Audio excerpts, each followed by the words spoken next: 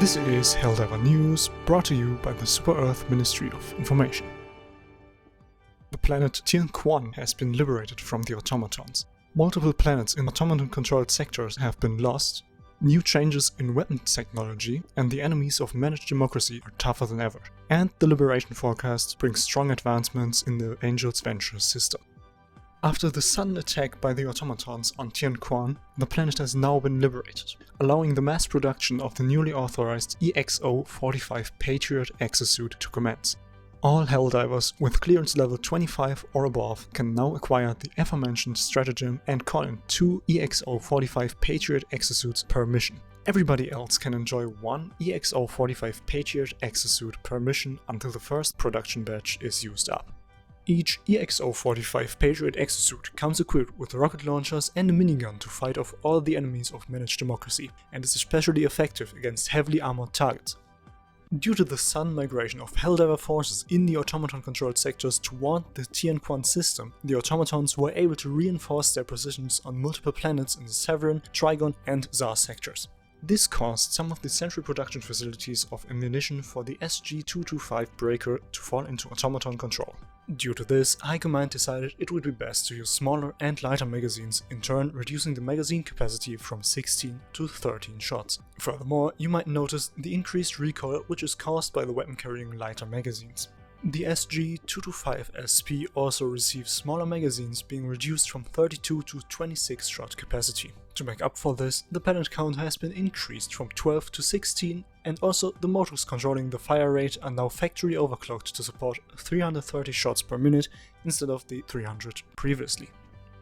The team working on the development of the Flam 40 flamethrower has developed a more potent incendiary agent, dealing 50% more damage to targets. Also, the LAS-98 laser cannon has received a slight upgrade, allowing swifter and more comfortable elimination of enemies.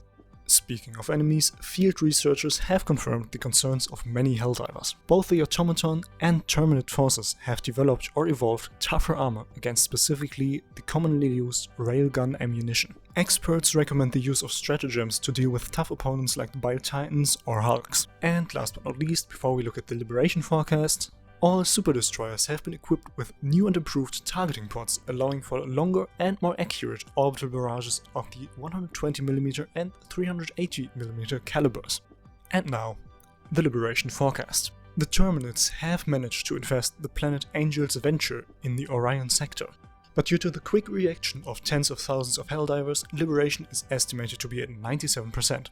With the Terminates losing ground quickly. By the time this broadcast goes live, the planet will already be liberated, so congratulations to all Helldivers. The Helldiver forces on Fenrir 3, on the other hand, are facing an uphill battle, trying their best to hold on to the 5% of the planet's surface that has already been liberated, until the troops from Angel's Venture can come and help them out. Hold on, I just received the update that 40,000 Helldivers coordinated a surprise attack on the planet Dropney in the Zar sector. Of course, we wish them the best of luck, while the remaining forces are bravely preventing the enemy from expanding to more sectors on every other contested planet.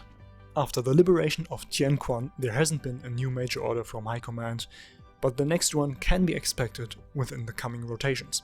This has been Helldiver News, and if you wish to send us a topic we should cover, you can send in your suggestions through the link in the description. Long live managed democracy.